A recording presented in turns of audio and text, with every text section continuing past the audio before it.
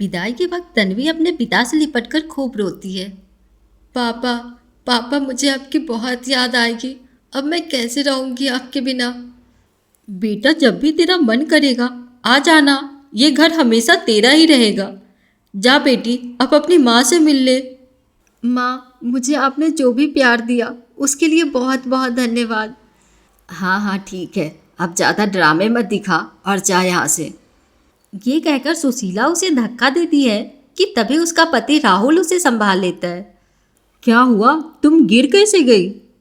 वो साड़ी में पैर अटक गया था, बस इसी वजह से। फिर तन्वी अपने मन में सोचती है, अच्छा हुआ माँ को धक्का देते हुए किसी ने नहीं देखा।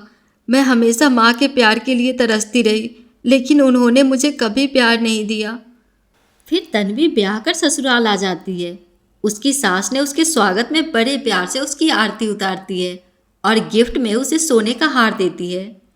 ये ले मेरी प्यारी बहू, तेरा सगुन। अब से ये घर तेरा है और हम सब भी।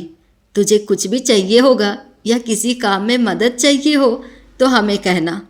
अच्छा, अब तुम दोनों थक गए होगे, थोड़ी देर आराम कर लो, बाकी की रस्में हम बाद में करेंगे। थैंक यू माँ जी।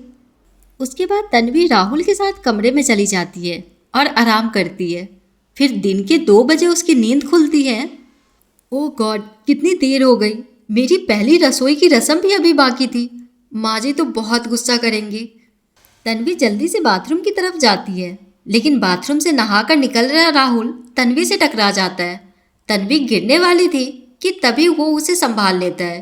इतने में उनके कमरे में तन्वी की सास बिमला आ जाती है। अरे बच्चों, ये क्या कर रहे हो? कम से कम दरवाज़ा तो बंद कर लेते। माँ, ऐसा कुछ नहीं है, वो तो हम टकरा गए थे। कोई नहीं बच्चों, अभी तो तुम्हारे खेलने कूदने के दिन है। चलो अब तुम दोनों फ्रेश होकर नीचे आ जाओ, खाना लग गया है टेबल पर। माँ जी, मुझे माफ़ कर दीजिए, मेरी आंखें नहीं खुली। कोई बात नहीं बेटा, मैं सब समझती हूँ। शादी की थकान होगी अभी शरीर में। अपनी सास की बात सुनकर तन्वी सोचती है, माँ जी ने तो मुझे बिल्कुल भी नहीं डांटा, लेकिन जब मैं अपने घर पर एक बार लेट उठी थी तो माँ ने क्या हाल कर दिया था मेरा।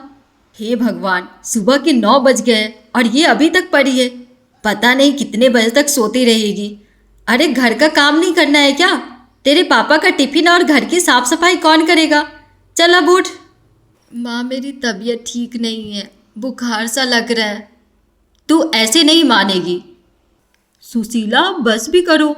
आखिर तुम और कितना कठोर बनोगी मेरी बेटी के साथ। मैं जानता हूँ कि तुमने उसे जन्म नहीं दिया, लेकिन कभी तो उस पर झूठी ममता ही दिखा दिया करो। आप चुप रहिए जी, मैं जो कर रही हूँ इसकी भलाई के लिए कर रही हूँ। कल को ये ससुराल जाएगी और वहाँ बीमार होगी तो क्या वो इसका बहाना सुनेंगे? नहीं ना, इसलिए अभी से इसे तैयार कर रही हूँ। ठीक है, लेकिन उस बेचारी के साथ जरा ठीक से पेश आया करो। आखिरकार वो हमारी इकलौती बेटी है। तभी राहुल तन्वी से कहता है, तन्वी तुम कहाँ खो गई? चलो तैयार हो जाओ। हाँ हाँ, बस हो गया।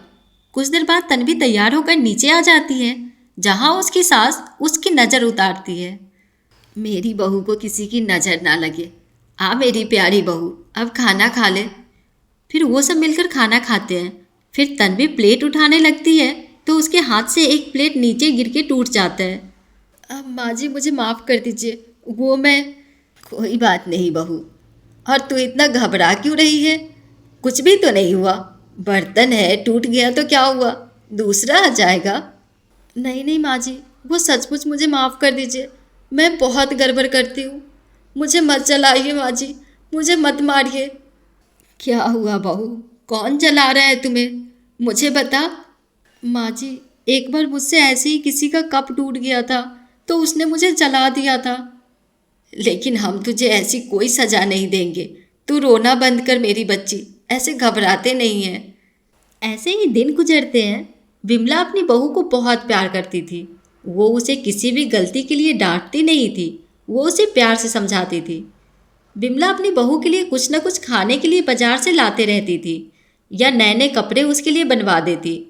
अपनी सास का ऐसा व्यवहार देख तन्वी बहुत खुश होती थी।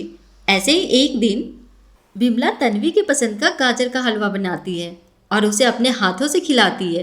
तो तन्वी की आंखों से खुशी के आंसू बहने लगते हैं। ये देख विमला तन्वी से कहती है, बस बहू, अब बहुत हुआ। मैं जब भी तुझे ज़्यादा प्यार देने की कोशिश करती हूँ तो तेरी आंखों से आंसू बहने लगते हैं। आखिर क्या बात है बेटा, अपनी माँ समान सास को नहीं बताएगी? माँ जी, आप बहुत अच्छी हो और मुझे बहुत प्यार करती हो, लेकिन तभी दरवाजे पर दूध वाला आता है। तन्वी को देखकर उसकी नज़र उस पर फिसल जाती है और वो उसका हाथ पकड़ लेता है। छोड़ो छोड़ो मुझे, एकदम मलाई की तरह मखमली हो तुम तो। तभी बिमला भी वहाँ आ जाती है और उसे देखकर दूध वाला कहता है, माँ जी देखो ना, आपकी बहू मेरा हाथ पकड़ रही है। तभी बिमला जोरदार थप्पड़ उस दूध वाले को मारती है। नास पीटे, तू मेरी बहू पर इल्ज़ाम लगाएगा, उसे छेड़ेगा। उसके बाद बिमला उसे मारकर वहाँ से भगा देती है। अपने ऊपर अपनी सास का भरोसा देखकर तन्वी रो पड़ती है। आप बहुत अच्छी हो माँ जी, आपने मुझ पर भरोसा किया, नहीं तो माँ तो। क्या माँ बहू? माँ जी, आप पूछ रही थी ना कि आपका ज़्यादा प्यार पाकर मेरी आंखें नम क्यों हो जाती हैं? क्योंकि बचपन से लेकर आज तक मैं जिस प्यार के लिए तरसती रही, वो प्यार आपने मुझे दिया है। जब मैं 6 महीने की थी तभी मेरी माँ गुजर गई थी। तब पापा दूसरी माँ लेकर आए ताकि वो मुझे माँ का प्यार दे सके, लेकिन उन्होंने मुझे कभी माँ का प्यार नहीं दिया। और अब वो प्यार मुझे आपसे मिला। जैसे आज दूध वाले ने हरकत की, ऐसे ही एक बार मेरे यहाँ के दूध वाले ने मेरे साथ की थी, लेकिन माँ ने उसे गलत ठहराने की जगह मुझे गलत समझा था। कोई बात नहीं बहू, आज से मैं तेरी सास नहीं माँ हूँ।